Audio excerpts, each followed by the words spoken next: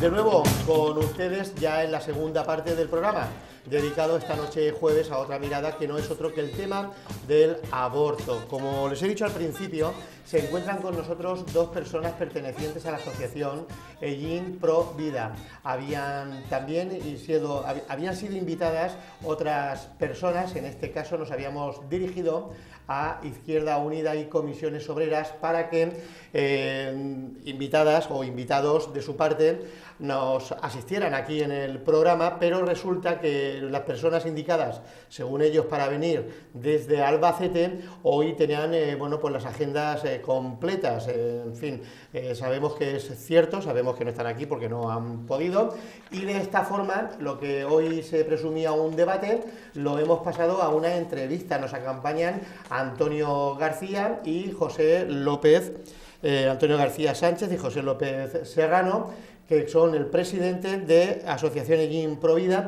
Y Antonio, ¿tu cargo exactamente dentro de Ellín Pro Vida? No te lo he preguntado, bueno, me imagino. Colaborador, yo colaborador, sin cargo, no quiero cargos. Sí, bueno, Pepe, presidente, Pepe, porque alguien tiene que estar al frente. Bien, él ingresó después. Digo, pero que alguien tiene que estar al frente. Sí, hay personas más cualificadas. Porque tú eres el fundador aquí en Ellín de Ellín Pro Vida. Bueno, lo propuse yo. Pero en fin... Porque Ellín Pro Vida es genérico, es de aquí de allí nada más. Bueno, lo de Ellín sí, el Pro Vida es de aquí nada más. Es idea tuya, ¿no? Bueno, la idea partió de mí, pero se lo comenté a toda una serie de gente, hicimos la reunión fundacional. Sí. Y aquí estamos. A lo largo de la entrevista, en la primera parte, quiero que tú también te has dado cuenta, hemos ido viendo imágenes de cuando os habéis reunido otras veces en el Jardín de Martínez Parras, que lo vais a hacer de nuevo pasado mañana, el sábado. Ahora me contarás a qué hora y para qué. Y entonces, bueno, pues a raíz de vuestra visita aquí a Televisión Ellín, surge la idea de hacer este programa para que nos explicarais de forma más profunda, tal y como lo estáis haciendo, vuestro punto de vista sobre este tema, el tema del aborto. A ver, mis compañeros, si pudierais ponernos esas imágenes antes de continuar con la entrevista, las imágenes que tenemos desde el Jardín de Martínez Parras, para que Pepe nos vaya contando, nos explique qué es lo que se hace. Bueno, ahí lo tenemos, el monumento al tamborilero.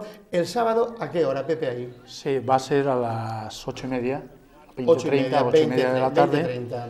¿En qué consiste esa concentración? Pues mira, ahí ves que un niño está encendiendo una vela, se encienden unas velas en memoria de las víctimas de aborto. ¿Del genocidio? Del genocidio abortista, ¿por qué no? Así es. Utilizo una expresión tuya. Sí, claro. No, y te la agradezco además, porque esa palabra tiene que empezar a crecer. Hombre, el genocidio ya es muy grande, ¿no? Bueno, pues conviértelo en holocausto. 2.000 millones de víctimas. Eso ya es grandísimo. 2.000 millones de víctimas, creo que merece. La definición de genocidio es la matanza masiva de seres humanos. Perfectamente. Bien. Entonces, bueno, pues aquí pues solemos reunirnos. ¿Qué personas asisten? ¿Es libre? Sí, claro. ¿Las personas que estamos viendo pertenecen todas a Ellín Pro Vida o no? No tienen por qué. No, la mayoría son simpatizantes, algunos algunos sí, claro que hay. Sí, pero que me refiero, que no tienen por qué. Cualquier persona que nos esté viendo aquí esta noche, que quiera acompañarnos el sábado, puede hacerlo perfectamente. Simpatizantes tenemos muchos más que miembros de pleno derecho. Miembros de pleno derecho, pues los que hicimos el acta fundacional, y bueno, Antonio después, porque el nivel de colaboración que tiene es tan grande que le he dicho, haz una solicitud de ingresar en Ellín Pro Vida. Pero que simpatizantes pues tenemos muchos más que miembros en activo. Seguramente vamos a diseñar un modelito de impreso para muchos de los que son meramente simpatizantes que sean miembros activos. En esa reunión, ¿qué es lo que se vive? Bien, hemos hecho varias y muchas en determinados momentos. Por ejemplo, una fue cuando se produjo la promulgación de la ley AIDO. Cada una ha ido al hilo de las fechas en que se marcaban. ¿Con qué fecha o con qué momento coincide esta? Bueno, esta coincide con la conmemoración del Día Internacional de la Vida, que lo tuvimos que cambiar porque caía en Semana Santa. Y la Semana Santa en Ellín pues es lo que es, no era cuestión de celebrarlo, entonces decidimos cambiarlo a la celebración del Día Internacional. Recuerdo que nos mandaste una nota o algo así, quiero recordar, sí. O me suena algo de eso, sí. Celebrar el Día Internacional de la Vida y hacemos, pues no sé, diremos allí los avances que va haciendo la cultura de la muerte. Que, como ha dicho bien Antonio, están preconizando el aborto postnatal, no solo recién nacidos, sino que irían a más. O sea, que una madre a la que le suponga un problema el hijo, caso de pobreza, por ejemplo, pues que las mismas razones que le avalan para abortar, la valen para abortar al hijo después de nacido. Pepe, sobre estas concentraciones, nosotros Televisión Ellín, en cuanto nos habéis invitado, hemos asistido dos o tres. Y el sábado pues también irá una cámara para reflejar lo que allí suceda. Mira, de hecho hemos pasado de una que era de día a esta que es de noche. Me imagino que es por las estaciones del año, la otra era en verano. Se oscurece más tarde, esta es en invierno, por las ropas, lo estamos viendo. Pepe, ¿por qué no son masivas estas concentraciones? ¿Por qué vemos siempre las mismas personas? Bien, hay un lavado de cerebro muy general, y entonces hay mucha gente que pasa del aborto, pero afortunadamente, quizá la del sábado, si el tiempo acompaña, ya veremos, atraiga más gente, porque empezamos ya a tener más contactos y poquito a poquito pues se va haciendo más fuerza.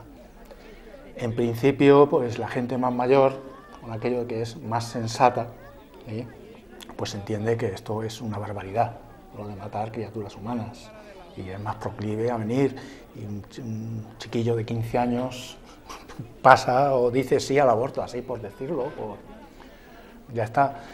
Pero bueno, poquito a poco, en la recogida de firmas, aunque hemos visto mucha gente que pasaba así con una indiferencia absoluta, también hemos visto gente que yo les he tomado nota, les he tomado los números de teléfono, gente joven, una mamá jovencita con sus 2 gemelos, médicos jóvenes, médicos femeninos, o sea, chicas médicos y bueno, voy viendo que la juventud el alcalde lo estamos viendo empieza a calar, sí, bueno, pero ya no lo he visto después, a ver si viene alguna otra, eso era antes de ser alcalde. Sigue invitado como todas las personas, como que te invito a ti, invitamos a todo el Ellín en general. Le agradezco que viniera, pero si vuelve a venir, pues tampoco estará de menos. Digo, he resaltado lo del alcalde, Antonio. A lo largo de la conversación hemos quedado en que no había que hacer política porque no hablamos de política, hablamos del aborto. Pero sí ha surgido la política, ha surgido el partido político, ha surgido la definición de las ideas. Entonces, sí quiero que me habléis, ¿por qué no tiene que surgir la política, pero en cambio todo pertenece a la izquierda en cuanto al aborto, sí? No, vamos a ver, yo estoy muy enfadado con la derecha gobernante porque no lo veo claro. ¿Estás enfadado con Gallardón? Pues yo criticaré duramente, seguramente, la ley Gallardón, porque la ley Gallardón puede llegar a ser incluso la ley Isidoro, la que hizo Felipe González. Entonces podemos estar sufriendo como una especie de engaño, como el que quiere vender un piso en 2 millones y pide 3, para que al regatearle lo vuelva a bajar en 2 millones. Pero, Pepe, explícame porque me pierdo.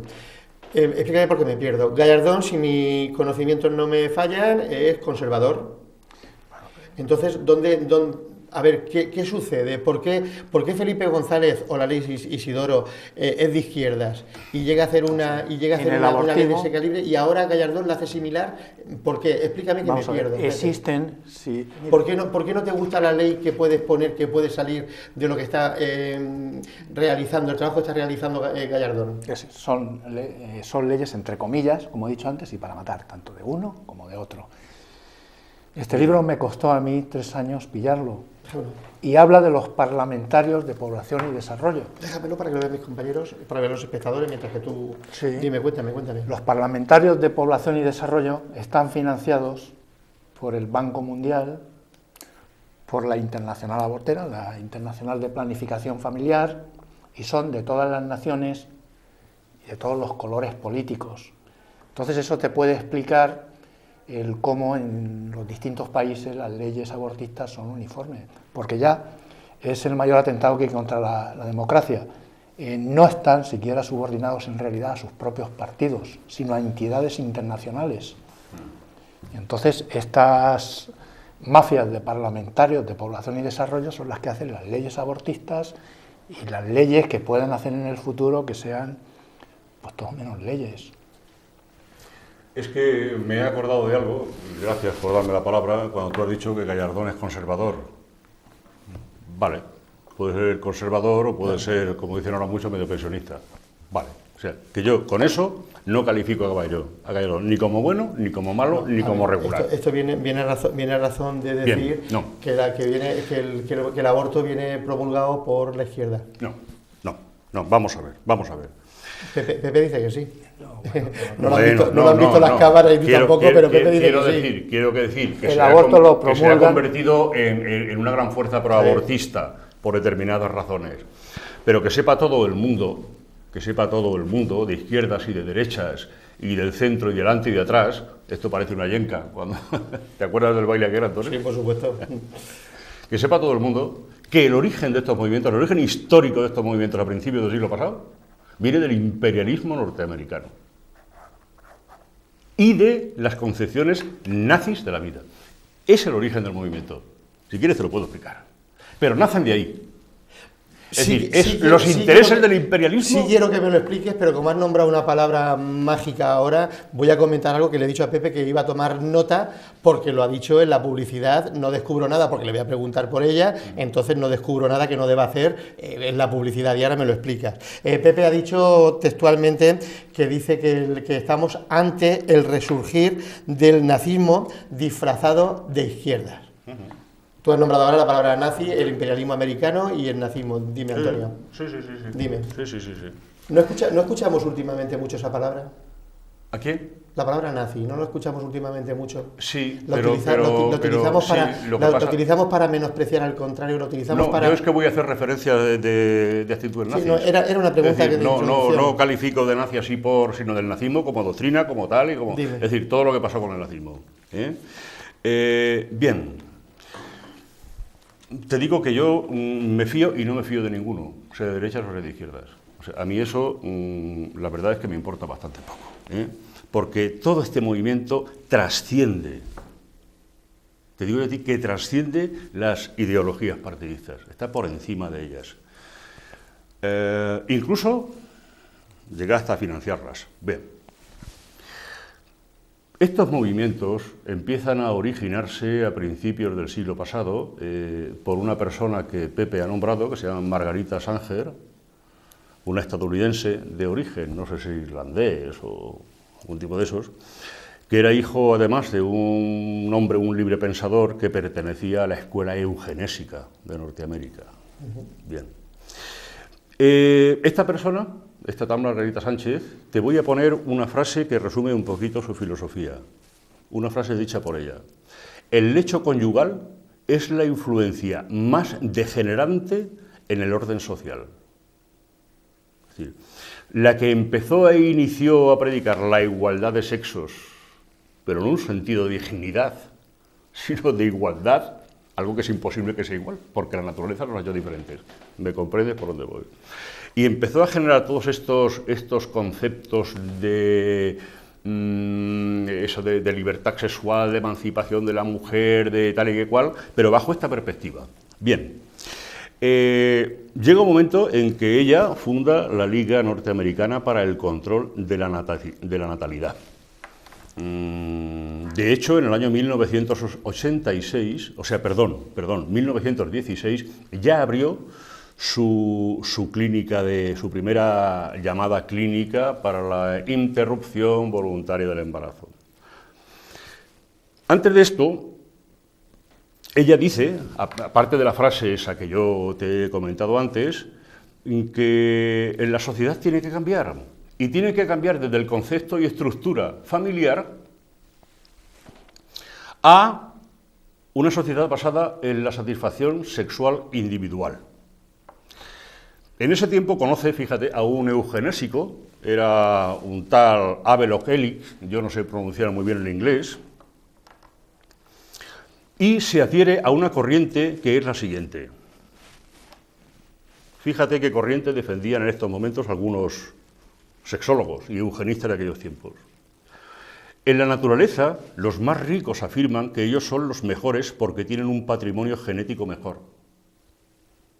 Y los pobres son los del fracaso. Son los más débiles. Y por lo tanto, No hay cómo escapar a esta situación. Por ello hay que favorecer la transmisión de la vida entre los mejor dotados e intervenir para impedir la transformación y impedir la sucesión de la vida de los más pobres. ¿Te das cuenta que filosofía? En Estados Unidos todavía no hemos llegado a la Alemania de Hitler. Fue amigo de Hitler, amigo personal. Los seres sanos deben procrear abundantemente y los ineptos deben abstenerse. Este es el principal objetivo del control de natalidad. Se empieza con ese pensamiento, luego se ha hecho más extensivo, como hemos visto, y alcanza ya todo tipo de capas sociales, todo tipo de tal. Pero el comienzo de ese pensamiento es eso.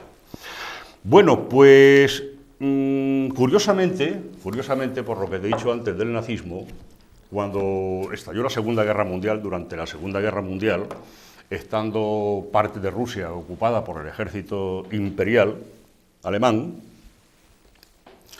hubo un documento que redactó un determinado señor, por evitarme los nombres en alemán, encargado a petición de Himmler, el lugarteniente de Hitler y el jefe supremo de las SS. Después también fue un tiempo ministro del Interior de Alemania. Bueno, pues este documento trataba sobre la política a seguir en la Rusia ocupada, cuando todavía Alemania pensaba que efectivamente se iba a hacer el dueño del mundo y era invencible. Destaco algunas frases.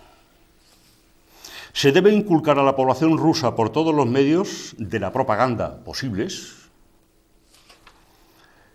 en particular de la prensa, la radio, el cine, los volantes, los folletos y las conferencias, que un gran número de hijos no representa sino una carga pesada. Hay que insistir en los gastos que ocasionan los hijos, en las buenas cosas que podrían tenerse con el dinero que se gasta en ellos. Se podría asimismo aludir a los peligros que para la salud de la mujer puede representar los partos. Se debe establecer una propaganda amplia y poderosa a favor de los productos anticonceptivos. Habrá que facilitar la creación de instituciones especiales para el aborto. Entrenar respecto a esto a parteras o enfermeras. La población acudirá con más frecuencia a los servicios de aborto si estos son efectuados con cuidado por personas que ya tienen una titulación. Los médicos deben participar sin que esto atente contra su honor. Se va a intentar eliminar la ley de objeción de conciencia. Todo llegará. La propaganda deberá recomendar igualmente la esterilización voluntaria. Esa es la perspectiva que tenían para la clasificación de la raza, la depuración de la raza y la depuración de la especie. Los mejores deben sobrevivir. El resto, los tontos, los pobres, los desheredados, los desgraciados, pues es mejor matarlos. Vamos a ese tema directamente. Ese es un comienzo. Vamos a ese tema directamente. A los supuestos donde la mujer puede abortar o donde la mujer apuesta por abortar debido a las condiciones o a la necesidad, al peligro para su integridad, la integridad propia del propio feto. Porque ¿en qué supuestos vosotros aceptáis el aborto? Si lo aceptáis en alguno. Bien. Te voy a hacer unas matizaciones. Mi experiencia me hace ver que los supuestos son coladeros. No vamos a entrar en números y demás. Pepe, Pepe, ¿eres padre? Sí. Sí. Antonio, tú también sí. Sí. Continúa. Bien. Yo soy partidario del aborto cero. Y es lo digo como meta intermedia. Y del aborto nunca más como meta definitiva. Entonces, bueno, si hubiese el caso real del peligro cierto para la vida materna, cuando fuese un peligro cierto, pues yo ante el choque, ante el conflicto entre dos vidas, pues bueno, pues la madre pues tendría su derecho a intentar salvarse. Hay que intentar salvar a los dos. Yo aceptaría ese supuesto siempre que fuese real, pero el conocimiento que yo tengo y he estudiado el tema con mucha profundidad me hace ver que sí es real. En el siglo XIX pues había muchas muertes por parto. De cada 7 partos era una muerte, porque aquella mujer que fuese estrecha de pelvis, pues no podía parir, no tenía el canal del parto, no lo tenía acondicionado y bueno, pues se moría. Entonces, para que no se muriera, pues recurrían al aborto, el chiquillo lo sacaban a pedazos con hierros. Eso en el siglo XIX. Hoy en día tienen la cesárea. Entonces, desde que la cesárea es segura y cualquier mujer que sea estrecha de pelvis no tiene ese peligro. Hay otros supuestos que, bueno, hay peligro para la vida de la mujer, claro que lo hay, pero es que no se puede considerar siquiera aborto, sino intervención quirúrgica normal, lo que llaman el embarazo ectópico. Ha hecho referencia antes Antonio. Entonces, si el embrión se implanta, no llega al útero y se implanta en el propio ovario o se implanta en las trompas de falopio, pues bueno, conforme va creciendo durante un tiempo, pero terminaría muriéndose la mujer. El hijo no llegaría nunca a desarrollarse. Entonces, que hagan una intervención, que lo quiten, pues es lícito, es moral, pero no están matando, no se está matando ahí adrede, quitándole la vida a un ser humano que va a vivir, sino a quien no va a vivir, quien está ya condenado a muerte. Entonces, ¿cómo lo vas a salvar a la madre? Entonces, pues bien, entre el supuesto de embarazo ectópico, pues muy bien, que se regule, que en el si se le quiere llamar aborto, que en el caso de embarazo ectópico, pues que se aborte, si a eso se le quiere llamar aborto. Tiene otro supuesto que es el que llaman... Ante una malformación, que hoy también se pueden detectar con bastante premura. Sí, bueno, hay... Ante una enfermedad grave, que no sea ese embarazo ectópico, que sea otro tipo de enfermedad, que sea una malformación, no sé. Vamos a ver, se ha cometido mucho abuso con el aborto eugenésico. Se ha llegado a abortar hasta por tener una pequeña cojera o el labio loperino. El labio loperino sí. Es un labio un poco más grande, sí. Incluso por estrabismo, o sea, cualquier cosa ya lo consideraban una malformación.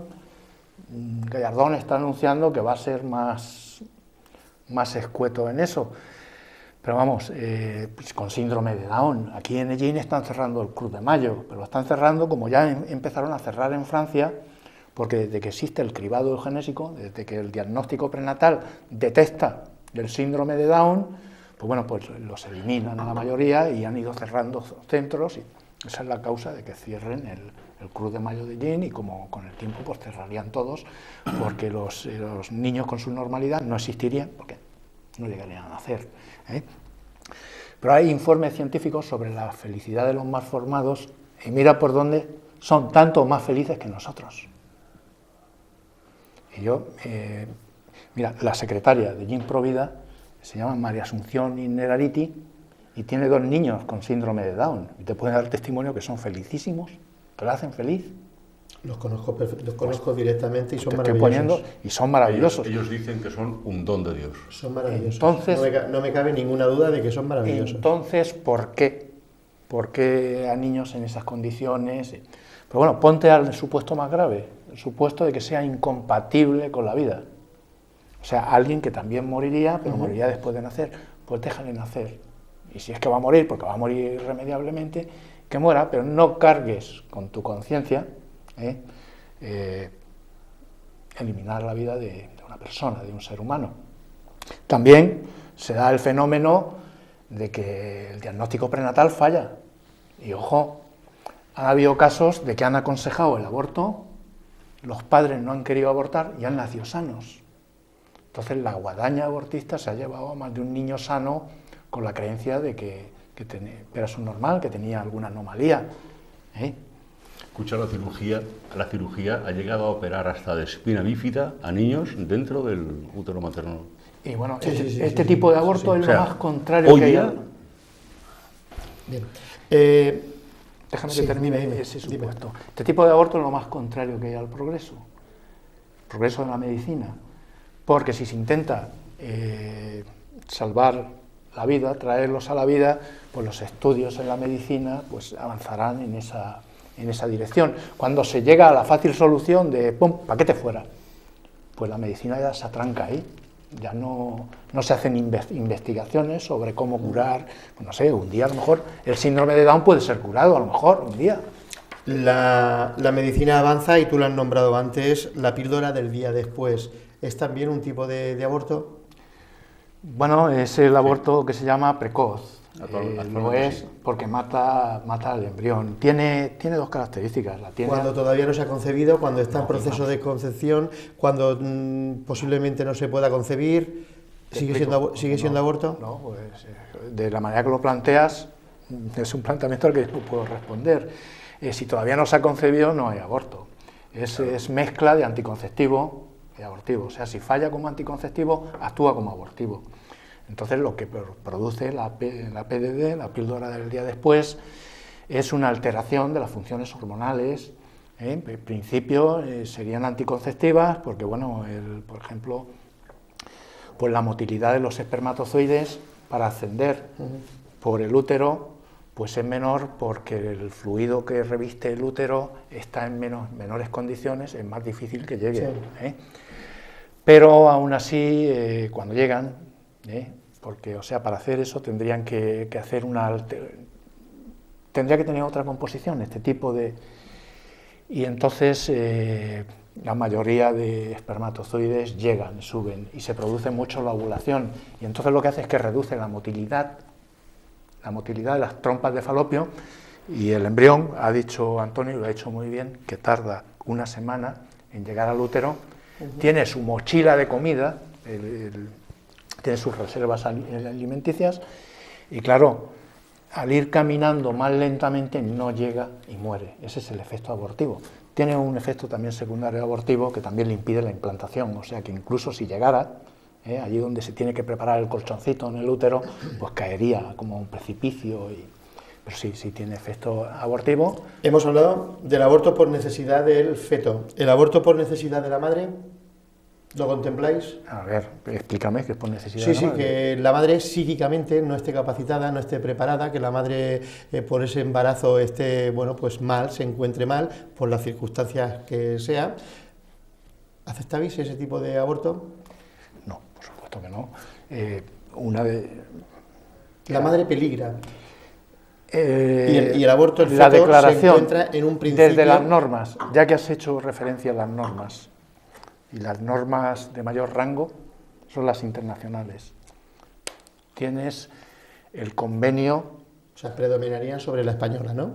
Sí, porque la misma la Constitución lo reconoce, priman sobre las españolas, en efecto. Tienes el convenio de Naciones Unidas sobre protección de las personas con discapacidad y tienen los mismos derechos que las demás. Entonces, una mujer discapacitada tiene derecho también a tener hijos.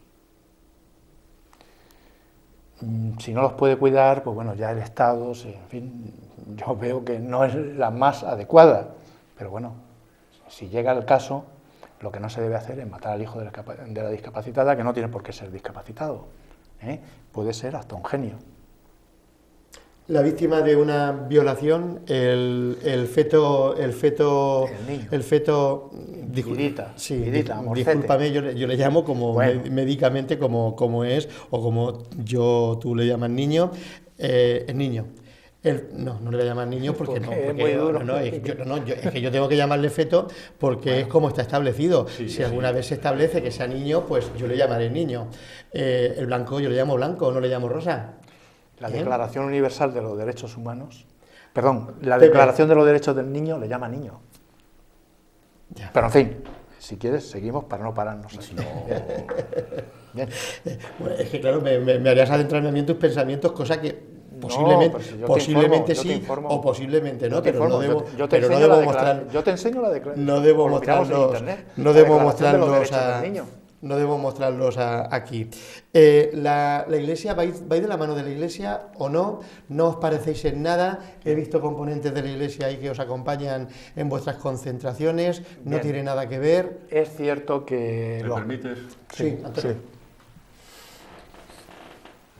Es que precisamente últimamente se ha despertado mucho revuelo en las noticias por el escándalo que se montó en el Parlamento, escándalo, revuelo, cuando ya se estaba Gallardón anunciando la ley del aborto, y precisamente pro hombres y pro mujeres de la oposición, de cuyo nombre no me acuerdo, no quiero aumentarlos porque todos los conocemos, pues se lanzaron a la yugular de Gallardón y del PP y a la yugular de la Iglesia. Y entonces los han acusado de connivencia, de que la Iglesia está chantajeando al PP para que... etcétera, etcétera, etcétera. Eso en las noticias lo tienen. Vale. Vamos a ver. Aquí hay una cosa muy curiosa.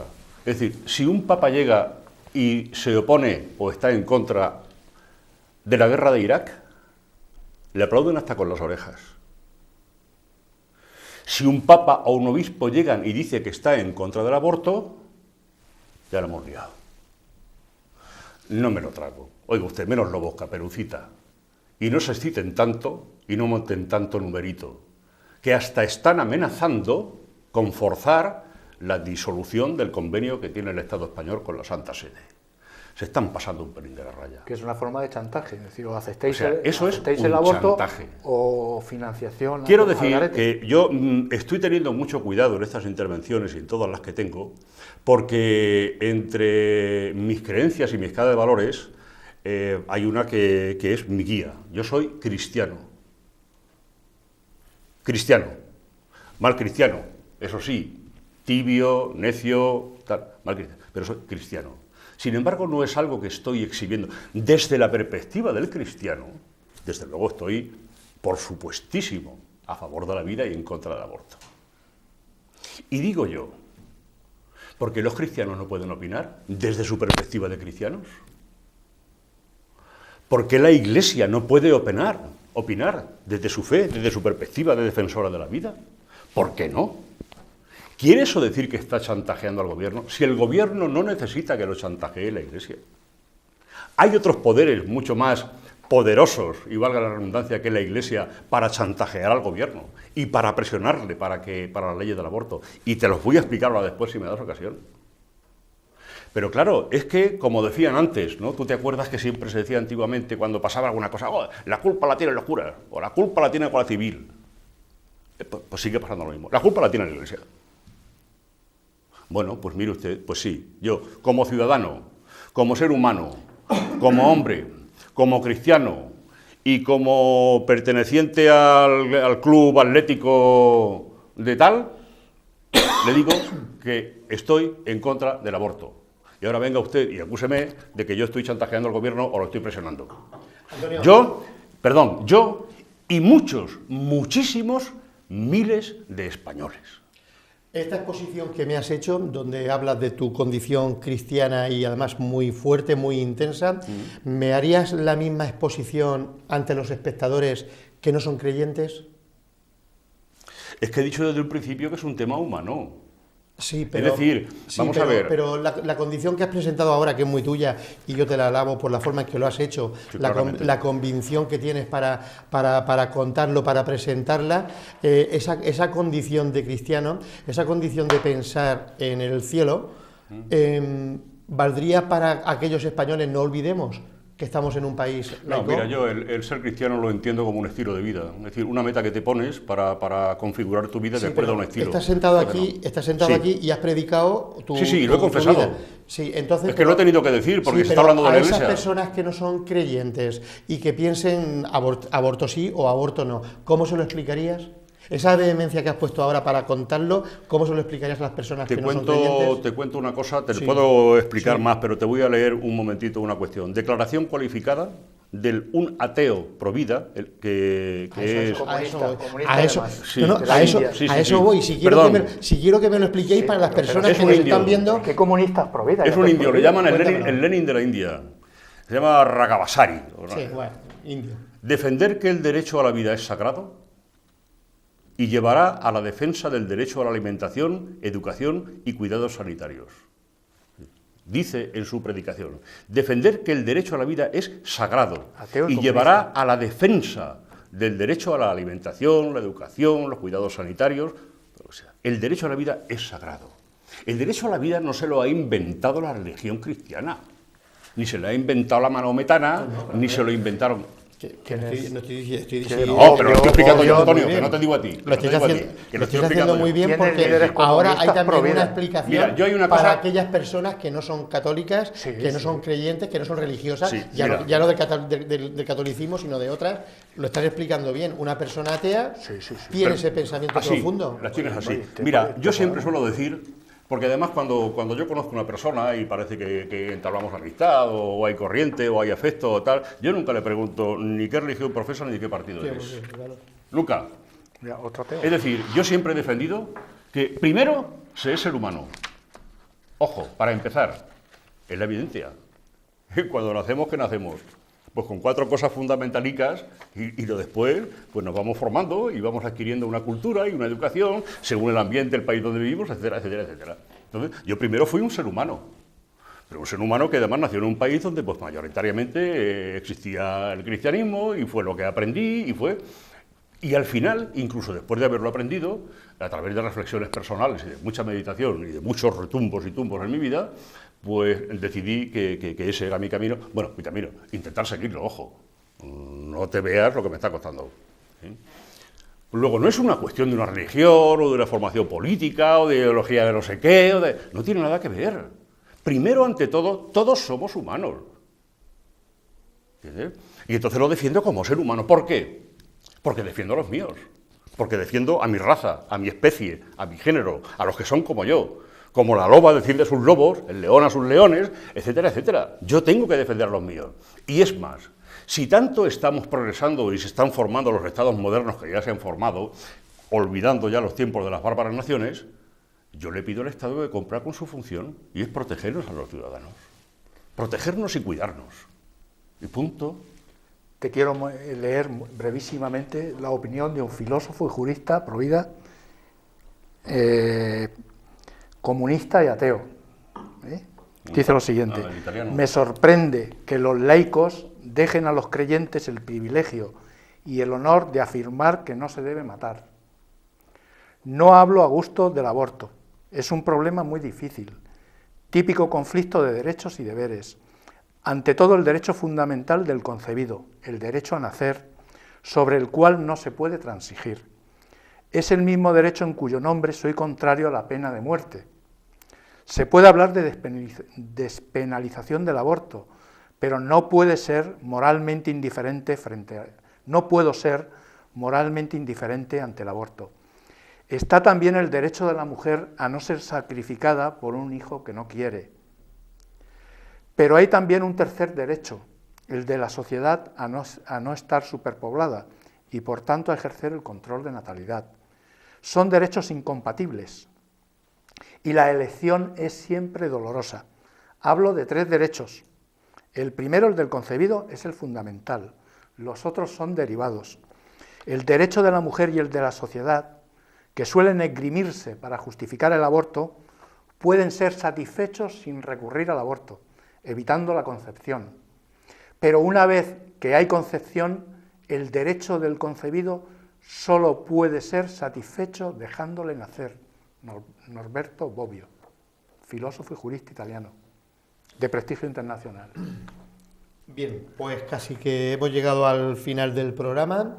Antonio, me decías antes de que querías contar algo, ¿lo has contado? ¿Ha sido el pasaje que has contado? Bueno, no, es que no, pero vamos, si no da tiempo no pasa nada, pero que la gente sepa... Escúchame. Escúchame, Antonio, que tiempo tenemos todo lo que queremos, Mira, que detrás de nosotros nos vienen apretando. No. Tiempo tenemos todo lo que queremos, lo que ocurre es que, bueno, por mi parte, la entrevista está realizada, creo que habéis expuesto vuestras ideas, vuestro pensamiento, lo hemos contrastado haciendo yo de abogado del diablo, que yo hubiese preferido a 2 personas aquí enfrente a vosotros. Muy bien hecho. Para contrastar opiniones, y claro. Lo único que te quería decir, quería desarrollar, como he dicho o hemos dicho anteriormente, que estos movimientos proabortistas y la industria del proabortismo, que no hemos hablado de ella, pero el objetivo está facturando ya del orden de los 600.000 millones de dólares en el mundo. El objetivo es que en los próximos años llegue a facturar los 1.000 millones de dólares anuales. Es decir, hay un lobby, es decir, hay un estatus económico que es el que domina y es el que deriva del imperio. Te decía esto porque hemos aludido antes de que todo esto está originado en el imperio norteamericano, apoyado por Gran Bretaña, claro. Todos estos movimientos parten de allí. Y es...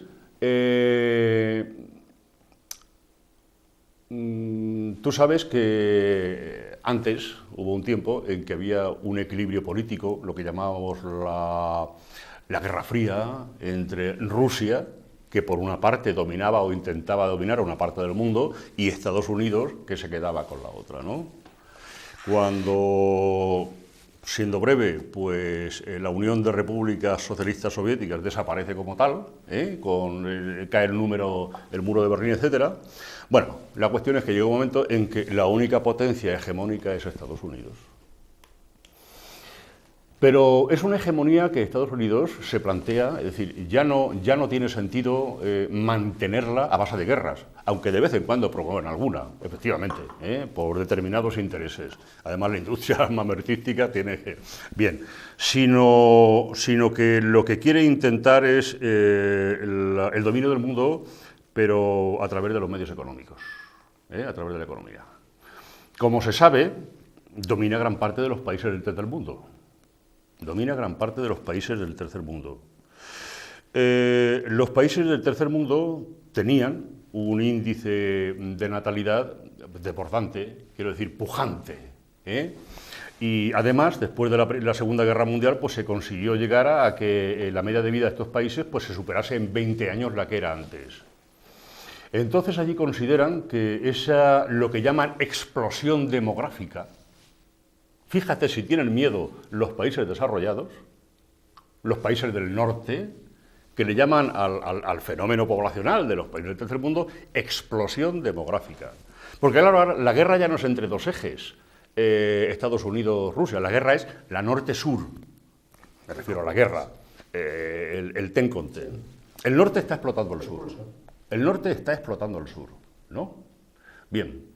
El norte se siente incapaz de volver a regenerar sus índices de reposición poblacional.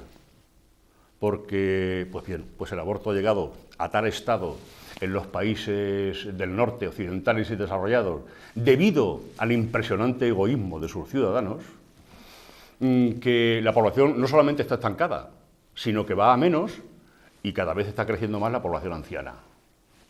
Sin embargo, los países subdesarrollados o en desarrollo, con su floreciente tasa de natalidad, traían un peligro.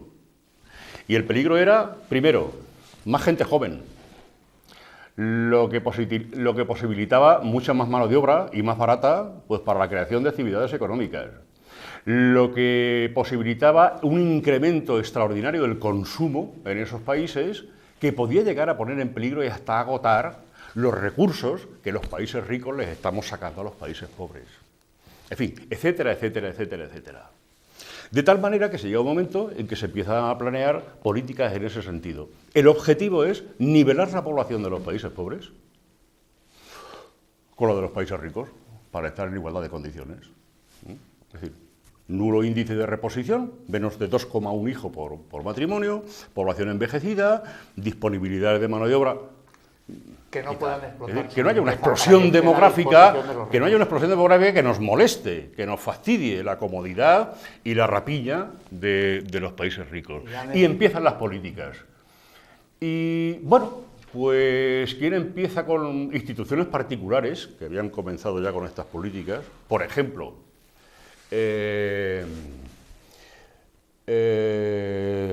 John David Rockefeller III había creado ya en este sentido, estaba haciendo ya sus pinitos en este sentido, y junto a otras fundaciones, pues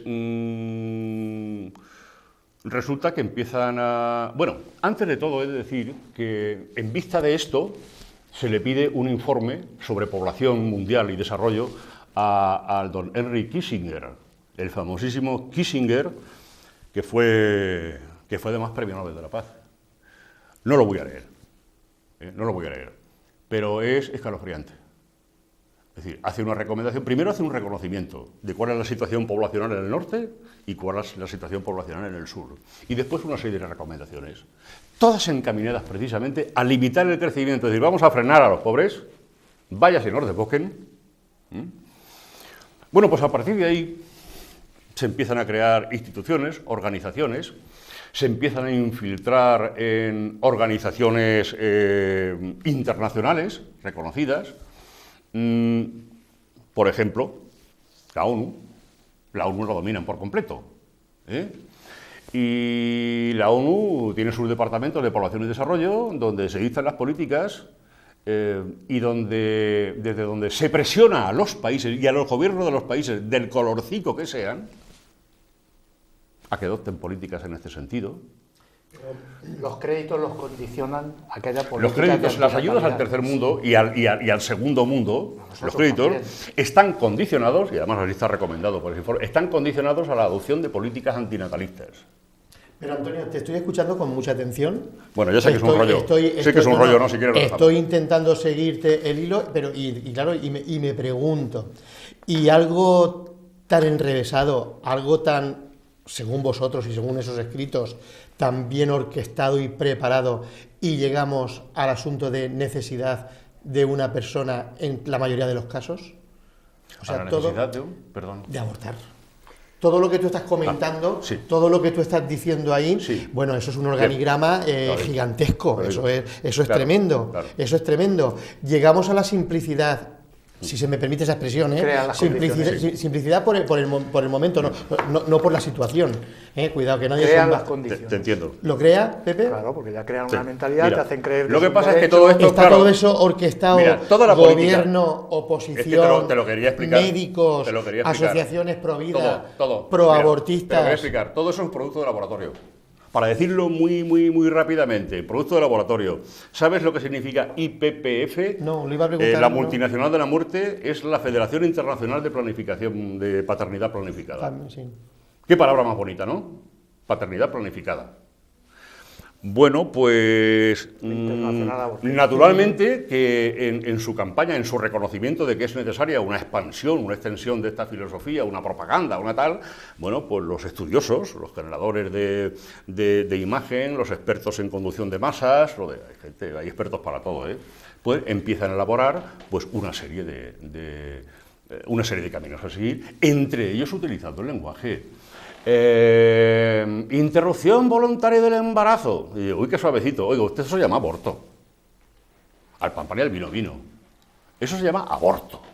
Es decir, entonces, el lenguaje es muy importante. Mira, hubo un caso después de la Segunda Guerra Mundial en que en América, que en Estados Unidos, pues claro, estos movimientos empezaban a tener seguidores. Pero hubo un momento en que se empezaron a echar para atrás. Porque cuando todo el mundo llegó a saber lo que había pasado en la Guerra Mundial y el tremendo genocidio de lo que había ocurrido, el poner una organización que tenían montada que es interrupción de la natalidad o ¿cómo se llamaba? Sí, era algo de control de nacimientos, eso empezó a sonar a la gente, a chocarle con esa experiencia vivida durante la Guerra Mundial y con lo que había pasado en Europa con la Alemania nazi, ¿no? Etcétera. Pues le cambiaron el nombre y en vez de llamarle así le llamaron planificación familiar, que queda guay, ¿entiendes? Entonces, claro... La población sufre un lavado continuo de cerebro. Continuamente, con la colaboración de los medios de comunicación, financiados por los grandes trus económicos de la industria. Hay cosas que no... O sea, en la tele, tú no ves que se hable de las teles, las grandes cadenas, del Club de Bilderberg, en fin, tienes Telecinco, que está en manos de Berlusconi, en fin, son los más ricos del mundo. O sea, para tirar... Sí se habla de ese club. Sí. Precisamente, últimamente. Precisamente si sabemos que existe... Es porque es por los medios de comunicación, no precisamente por nadie que no sea de un medio de comunicación. Pero han estado mucho tiempo sin que se supiera de ello. ¿Por qué la llevan en secreto? Y seguramente ya hay otros chiringuitos en secreto y ese es el que está ahí. Pero entonces no es culpa del medio de comunicación, entonces es culpa de que no se sabe. No, bueno, son los dueños de... los principales financieros del aborto son los individuos que están en la lista de los más ricos del mundo. Tiene Bill Gates. Bill Gates tiene la fundación Bill and Melinda Gates, que se dedica a promocionar el aborto, sobre todo en los países pobres, que es donde más fuerza quieren hacer.